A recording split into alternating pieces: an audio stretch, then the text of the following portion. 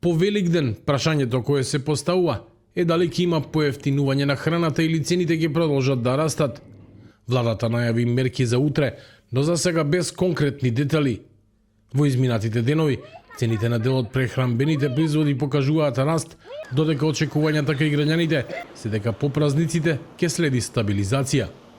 Анализите покажуваат дека иако глобално цените на храната растат, во земјава тие за сега се релативно стабилни, но со потенцијал за нови поскапувања.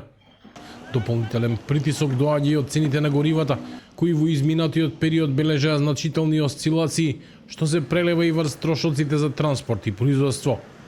Владата најави дека ќе проверува дали има шпекулативно однесување на пазарот, но не одговори на прашањата на телевизија 24 дали мерките ќе бидат објавени утре и што точно ќе опфатат. Економистите предупредуваат дека пристапот мора да биде внимателен.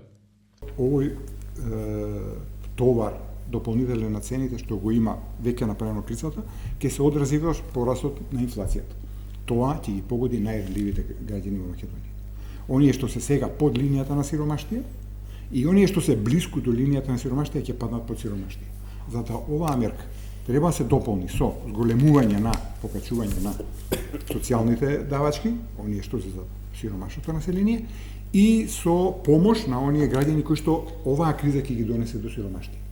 Не сме цивилизирана држава, многу пати сум кажал, но ќе го повторам, не сме цивилизирана држава во 21 век. Ако товарот на кризата што е неизбежен за целиот свет и за нас, во релативна смисла најмногу го свалиме на плеќите на најнемоćните граѓани.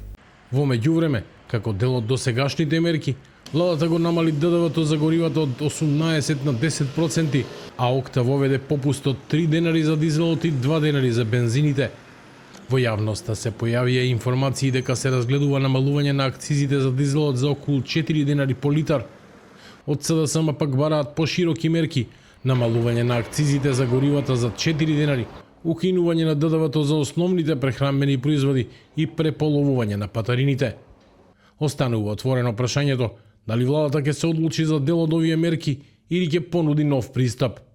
Јавноста очекува одговор, особено по празничниот период, кога трошоците за домаќинствата дополнително пораснаа, а неизвестноста околу цените останува.